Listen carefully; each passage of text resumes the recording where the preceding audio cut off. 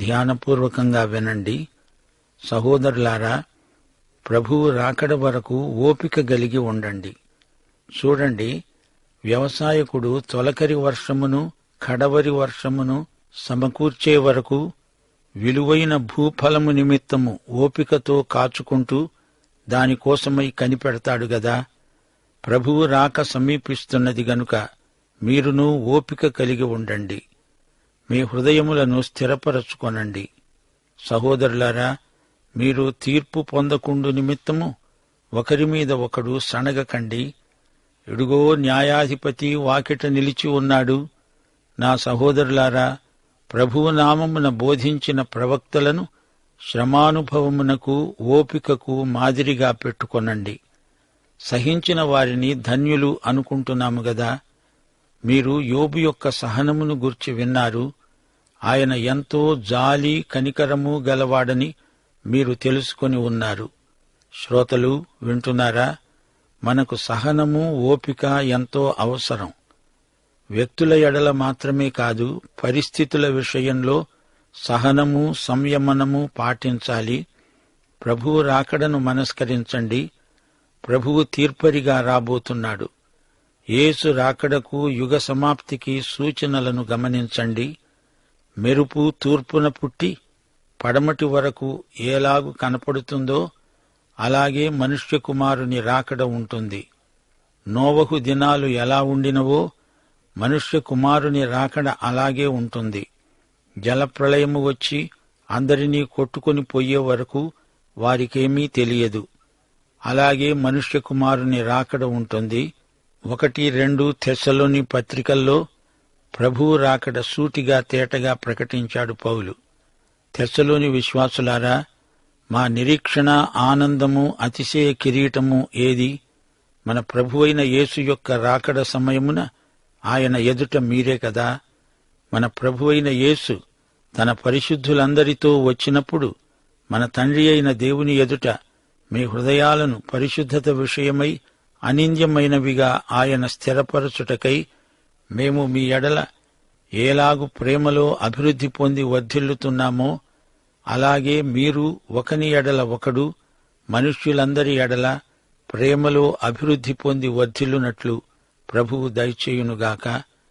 2 పేతురు 1:16 యేసుక్రీస్తు యొక్క శక్తిని, ఆయన రాకడను, ఆయన మహాత్మ్యమును మేము కన్నులార చూచి మీకు తెలిపాము. మరో సందర్భంలో పేతురన్నాడు, దేవుని దినపు రాకడ కొరకై కనిపెడుతూ దానిని ఆశతో అపేక్షిస్తూ మీరు పరిశుద్ధమైన ప్రవర్తనతో భక్తితో ఎంతో జాగ్రత్త గలవారై ఉండాలి. 1 యోహాను 2:28 చిన్నపిల్లలారా, ఆయన అనగా యేసుక్రీస్తు ప్రత్యక్షమగునప్పుడు ఆయన రాకడయందు మనము ఆయన ఎదుట సిగ్గుపడక ధైర్యము కలిగి ఉండునట్లు మీరాయన యందు నిలిచి ఉండండి. తొలకరి వర్షం ఎండి బీటలు వారిన భూమిని తడుపుతుంది, పదును చేస్తుంది.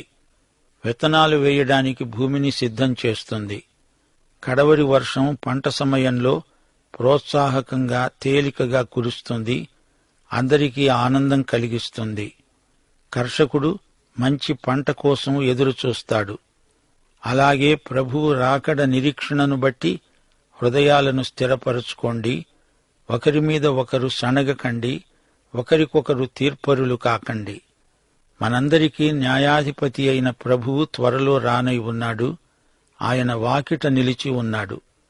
మీ హృదయపు తలుపు తట్టుతున్నాడు. మునుపటి ప్రవక్తలు ప్రభువు నామమున ప్రవచించారు. వారు శ్రమానుభవానికి మనకు ఆదర్శప్రాయులు. వారి సహనశీలం ఎంతో గొప్పది, అనుకరించదగినది. ఆయన అంటే యేసుక్రీస్తు ఎంతో జాలి కనికరము గలవాడని మీరు తెలుసుకొని ఉన్నారు. శ్రోతలు, యాకోబు సందేశం ఇప్పుడు విశ్వాసులను ఉద్దేశించింది. సోదరులారా, ప్రభువు వచ్చే వరకు ఓర్పు కలిగి ఉండండి. రైతు తొలకరి వాన కడవరి వాన వచ్చే వరకు విలువైన ఫలసాయం కొరకు ఓర్పుతో ఎదురుచూస్తూ ఉంటాడు. ప్రభువు రాకడ సమీపంగా ఉంది గనుక మీరు కూడా ఓర్పు కలిగి ఉండండి. మీ మనస్సులను దిటవుపరుచుకోండి. ప్రకృతిలో పనిచేసేవాడు దేవుడు. ఆయనే పంటను కోతకు సిద్ధం చేస్తాడు. అంతవరకు రైతులు ఓపికగా కనిపెడతారు. విశ్వాసులు ఆధ్యాత్మికంగా దేవుని ఏర్పాటు నెరవేరేటంతవరకు ఓపికతో ఉండాలి. ఒకరి మీద ఒకరు తీర్పరులైతే ప్రభువు మీకు తీర్పరిగా రాబోతున్నాడు. క్రీస్తు ఎప్పుడు వస్తాడో తెలియదు. కొత్త నిబంధన రచయితలు కొన్నిసార్లు ప్రభువు తమ జీవిత కాలంలోనే వస్తాడేమో అనే ఆశాభావాన్ని వెలిబుచ్చారు. ఇతరులకు తీర్పు తీర్చడం మన పని కాదు, మనకందరికీ ప్రభువే తీర్పరి. యేసు ప్రభువు ఈసారి వచ్చేది తీర్పు తీర్చడానికే. గత కాలంలో సేవ చేసిన ప్రవక్తలు గొప్ప సహనం చూపారు. వారు ధన్యులు. వారే మన ఆదర్శం. యెషయా, యిర్మీయా, యెహెజ్కేలు, హోషేయ, ఆమోసు ప్రవక్తల సహనం మనకు మంచి వరవడి. వారి బాధలు వారి సహనాన్ని పాడు చేయలేదు, పైగా వృద్ధి చేశాయి. దేవుడు జాలి కనికరము గలవాడు. మనము భరించగలిగిన దానికంటే ఎక్కువ భారాన్ని దేవుడు మనపై పెట్టడు. మన బాధలన్నిటినీ ఆయన మేలు కోసమే సమకూడి జరిగేటట్లు చేస్తాడు. క్రైస్తవ విశ్వాసులకు సహనశీలం ఎందుకు అవసరం? దీనికి సృష్టిలో నుండి ఒక ఉదాహరణ. వ్యవసాయదారుణ్ణి చూడండి. పంట కోసం ఆశాభావంతో ఎదురుచూస్తాడు. అతని సహనం ఎంతైనా ప్రశంసాపాత్రమైనది. యేసు రెండో రాకడ కోసమై మనము నిరీక్షణతో, సహనంతో ఎదురుచూడాలి. అలాగే ప్రవక్తలు నిరీక్షణతో ప్రవచించారు. వాటి నెరవేర్పు విషయంలో వారెంతో సహనశీలం కనపరిచారు. ఇక యోబు సహనం. యోబు మొదటి స్థితి కంటే శోధనలను జయించిన తరువాతి స్థితి ఎంతో గొప్పది, ఎంతో ధన్యమైనది.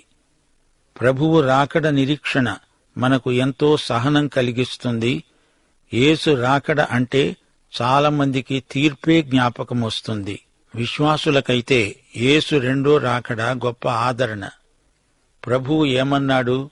ఈ సంగతులు జరుగుతున్నప్పుడు కన్నులు పైకెత్తి చూడండి.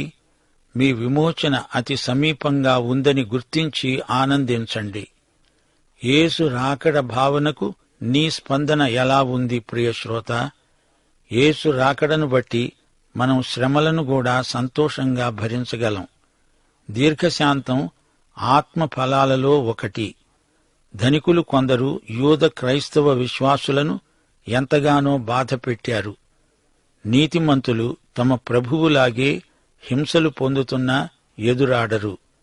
సాత్వికం, దీనమనస్సు వీరు ప్రభువు వద్ద నేర్చుకున్నారు. యేసు రాకడ విశ్వాసులకు శాశ్వత విముక్తి. దేవుని యందు కనిపెట్టాలి, తొందరపడకూడదు. దేవుని పరిశుద్ధతలో సహనం ఇమిడి ఉన్నది. మన సహనంలో దేవుని చిత్తం జయిస్తుంది. యుగ సమాప్తి యందు యేసు రాకడ మనకున్న శుభప్రద నిరీక్షణ. లోకంలోని దౌర్జన్యానికి, అన్యాయానికి అది ముగింపు. రాకడ నిరీక్షణ యందే మన హృదయాలు స్థిరమవుతాయి. రైతు తొలకరి వాన కోసం ఎంతగా కనిపెడతాడో చూడండి. వాన రాగానే పొలంలో విత్తనాలు వేస్తాడు. పంట కోతకు ముందు కడవరి వర్షం మంచి వెన్నులను రూపొందిస్తుంది. సహనానికి రైతు గొప్ప బహుమానం పొందుతాడు. ఆ బహుమానమే గొప్ప పంట. రైతు సహనం నిరీక్షణాత్మకమైనది. అలాగే ఆధ్యాత్మికంగా మన సహనం యేసు రాకడలో గొప్ప బహుమానానికి అర్హమవుతుంది. మన శ్రమలు నీతి ఫలాలను పండిస్తాయి. సోదరీ సోదరులారా, వింటున్నారా? మనం నివసిస్తున్న ఈ లోకం ఎలాంటిది? ఇది పాపభూయిష్టమైన చెడ్డ లోకం. ఈ లోకం రాను రాను చెడిపోతుంది గాని బాగుపడదు. అయితే యేసు ప్రభువు వస్తాడు, తన రాజ్యం స్థాపిస్తాడు. బీదలు, అణగద్రొక్కబడిన వారు, ధనికుల దౌర్జన్యానికి గురి అయిన వారు విడుదల పొందుతారు.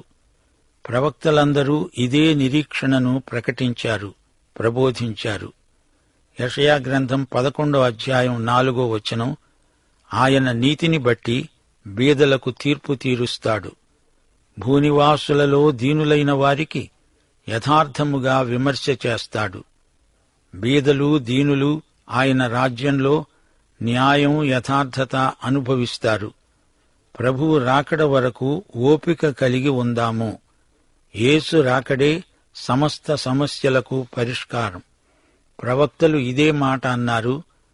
కొండమీది ప్రసంగంలో యేసు ప్రభు అదే వాస్తవాన్ని ప్రబోధించాడు. కొండమీది ప్రసంగం దేవుని రాజ్య ప్రణాళిక, అది దేవుని రాజ్య నీతి. మత్తయి సువార్త 6వ అధ్యాయం 19 నుండి 24వ వచనం వరకు పరిశీలించండి. భూమి మీద మీకోసం ధనం సమకూర్చుకోవద్దు. ఇక్కడ చిమ్మెట తుప్పు తినివేస్తాయి, దొంగలు కన్నం వేసి దొంగిలుతారు. పరలోకంలో ధనం సమకూర్చుకోండి. నీ ధనమెక్కడ ఉంటుందో అక్కడే నీ హృదయం ఉంటుంది. ఎవడూ 2 యజమానులకు దాసుడుగా ఉండనేరడు. అతడు ఒకణ్ణి ద్వేషించి ఒకణ్ణి ప్రేమిస్తాడు, లేదా ఒకని పక్షముగా ఉండి ఒకణ్ణి తృణీకరిస్తాడు. మీరు దేవునికి సిరికి దాసులుగా ఉండనేరరు. వ్యవసాయకుడు అనగా రైతు తొలకరి వర్షమును కడవరి వర్షమును సమకూడే వరకు విలువైన భూఫలము నిమిత్తము ఓపికతో కాచుకొని ఉంటాడు. దానికోసమే కనిపెట్టుకొని ఉంటాడు గదా. కర్షకుడు విత్తనాలు చల్లుతాడు. విత్తనం వెయ్యగానే పంట రాదు. ఓపికతో కనిపెట్టాలి. పంట వస్తుంది అనే నిరీక్షణ అతనికుంది. మనం సువార్త ప్రకటిస్తున్నామంటే విత్తనాలు వేస్తున్నాము. యుగ సమాప్తిలో పంట కోత. లూకాసు వార్త 10వ అధ్యాయం 2వ వచనంలో ప్రభు అన్నాడు, కోత విస్తారముగా ఉన్నది, గాని పనివారు కొద్దిమందే. కాబట్టి కోత యజమానుణ్ణి తన కోతకు పనివారిని పంప వేడుకొనండి. యేసు ప్రభు ఈ మాట అన్నప్పుడు అది ఆ యుగానికి సమాప్తి సమయం. ఇశ్రాయేలులో నశించిన గొర్రెల వద్దకే వెళ్లమన్నాడు. గాని ఇప్పుడు ఈ యుగ సమాప్తి కాబోతోంది. ఇప్పుడు సమస్త ప్రజలకు సువార్త ప్రకటించాలి. ఈ యుగ సమాప్తి కోత సమయం. ప్రభువు ధర్మశాస్త్ర యుగం ముగించాడు. అప్పుడు కృపాయుగం ఆరంభమైంది. ఇప్పుడు కృపాయుగం ముగింపునకు రాబోతోంది. అది కోతకాలం. మనమిప్పుడు విత్తనాలు వేస్తున్నాము. ప్రతి యుగాంతంలో తీర్పు ఉంది. ప్రస్తుత యుగం ముగింపులో తీర్పు రాబోతోంది. మత్తయి సువార్త 13వ అధ్యాయం. యేసు ప్రభువు దేవదూతలను పంపి పంటను పోగు చేయిస్తాడు. విశ్వాసులు పంట కొయ్యరు, విత్తనాలు వేస్తారు. యేసు ప్రభువు గోధుమలను గురుగులను వేరుపరుస్తాడు. అయితే మనమిప్పుడు సువార్త ప్రకటిస్తున్నామంటే విత్తనాలు వేస్తున్నాము, విత్తుతున్నాము. యేసు ప్రభువుకు మనం జతపనివారము. విరివిగా విత్తనాలు వేస్తాము. ఈ రోజున మన పని విత్తనాలు వేయడం. దేవుని వాక్యం ప్రకటిస్తున్నాం, విత్తుతున్నాము. అంతకంటే గొప్ప పని మరేమున్నది? విత్తనాలు నాటుతున్నాము. కొన్ని విత్తనాలు మంచి నేలలో పడతాయి. దేవునికి స్తోత్రం. ప్రియ శ్రోతలు, విత్తనాలు బాగా వెయ్యండి. గురుగులకు జాగా లేకుండా విత్తనాలు చల్లండి. ప్రభువు రాకడ వెలుగులో జీవించండి, సేవించండి. ప్రభువు తీరా వచ్చేటప్పటికి నీవు ఎవరికైనా తీర్పు తీరుస్తూ సణుగుతూ గుణుగుతూ ఉంటావేమో. నీవా తీర్పరివి లేక ప్రభువా? ఆయన వచ్చేస్తాడు, జాగ్రత్త. ఆయన తీర్పునకు నీవు గురి కాకుండా అప్రమత్తంగా ఉండు. ముందు నీ ఇల్లు చక్కబెట్టుకో. ఆయన వచ్చేలోపుగా నీవు సిద్ధపడి ఉండాలి. ఆయన రాకడతో అన్నిటికీ కుదురుబాటు కాలం వస్తుంది. విశ్వాసులు ఈ వాస్తవాన్ని నిర్లక్ష్యం చేయకూడదు. ఈ విషయంలో మునుపటి ప్రవక్తలు మనకు మార్గదర్శకులు, ఆదర్శప్రాయులు. వారే మనకు మాదిరి. వారెన్నో శ్రమలు, హింసలు అనుభవించిన సహనశీలురు. యోబు సహనాన్ని ఒక్కసారి ఆలోచించండి. మీరు యోబు గ్రంథమంతా విన్నారు గదా. యోబు తన కష్టాలలో, కడగండ్లలో నేర్చుకున్న పాఠం సహనం. అతడు నీలాంటి నాలాంటి మనిషే. అతనికి స్వతహాగా సహనం లేదు, దేవుడు నేర్పాడు. శ్రమల బడిలో సహనం నేర్చుకున్నాడు. యోబే కాదు, మనం కూడా ప్రభువు జాలి కనికరము గలవాడని నేర్చుకున్నాము. దేవునికి స్తోత్రం. యోబుకు ఆయన చూపిన జాలి కనికరం ఎంతో గొప్పవి. ప్రియ శ్రోతలు, యాకోబు పత్రిక 5వ అధ్యాయం 9 నుండి 11వ వచనం వరకు క్రైస్తవ సహోదరత్వంలో ఒకరి పట్ల ఒకరికి ఉండవలసిన వైఖరులను గురించి యాకోబు మాట్లాడాడు. సహోదరులారా, సణగకండి, సహించండి. శ్రమానుభవం అప్పటి ప్రవక్తల దగ్గర నేర్చుకోండి. వారు ప్రభువు నామమున బోధించిన దైవజనులు. వారి మాదిరిని అనుసరించండి. విశ్వాసులైన మీరు ఒకరి మీద ఒకరు సణుక్కుంటున్నారా? మీ కుటుంబ వాతావరణం ఎలా ఉంది? భార్యాభర్తల మధ్య ప్రేమ సంబంధం వృద్ధి అవుతోందా? మీ పిల్లలను మీరెలా పెంచుతున్నారు? తల్లిదండ్రులైన మీ యందు మీ పిల్లలకు నమ్మకం ఉందా? వారు విధేయులై మిమ్ములను ప్రేమిస్తున్నారా? పరస్పర సహనం, ఓర్పు లేనిదే కుటుంబ సంబంధాలు విచ్ఛిన్నమైపోయే ప్రమాదం పొంచి ఉన్నది. జాగ్రత్త. భార్యాభర్తల మధ్య సులభంగా అపోహలు, అపార్థాలు చోటు చేసుకుంటాయి. జాగ్రత్తగా ఉండాలి. పిల్లలు కూడా పరస్పరం కలహించుకుంటూ తల్లిదండ్రులకు తలనొప్పి తెచ్చిపెడతారు. మన క్రైస్తవ సౌశీల్యానికి కుటుంబమే పరిశోధన శిబిరం. కుటుంబ జీవితంలో చిన్న చిన్న వివాదాలు చిలికి చిలికి గాలివానలై పెను తుఫానులైపోతాయి. కనిపెట్టి చూడండి. ఏమీ లేదు. హృదయంలో దేవుని కృప నిండుగా ఉంటే పరిష్కారం సునాయాసమవుతుంది. గృహసీమలో అందరూ సహృదయంతో మెలగాలి. 101వ కీర్తన 2వ వచనంలో దావీదన్నాడు, నా ఇంట యథార్థ హృదయముతో నడుచుకుంటాను. వృత్తి వ్యాపారాల్లో, జీవన వ్యవహారాలలో సంయమనం పాటించాలి. అబ్రహాము, లోతు ఎలా సమస్యను పరిష్కరించారు? ఈ విషయంలో అబ్రాహాము మనకు మంచి మాదిరి. ఆదికాండం 13వ అధ్యాయం 8వ వచనం అబ్రాము అన్నాడు, ఇదిగో లోతు, మనము బంధువులము. నాకు నీకు, నా పనివారికి నీ పనివారికి కలహం ఉండకూడదు. నీవు వేరుగా ఉండాలి. నీవు ఎడమ తట్టుకు వెడితే నేను కుడి తట్టుకు వెడతా. నీవు కుడి తట్టుకు వెడితే నేను ఎడమ తట్టుకే వెడతా. ఆ విధంగా వారు వేరుపడ్డారు. మరి సంఘాలలో పరిస్థితులు ఎలా ఉన్నాయి? ఒకరి పట్ల ఒకరికి పరస్పర సదవగాహన, సహనము లేకపోతే సహోదరుల మధ్య అపోహలు మొదలవుతాయి. వ్యక్తిత్వాల మధ్య సంఘర్షణ తారాస్థాయికి లేస్తుంది. సంఘ క్షేమాభివృద్ధికి ఓపిక, సహనం ఎంతో దోహదపడుతుంది.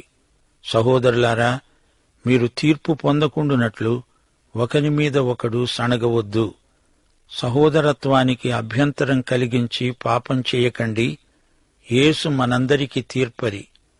ఆయన వాకిటనే నిలిచి ఉన్నాడు.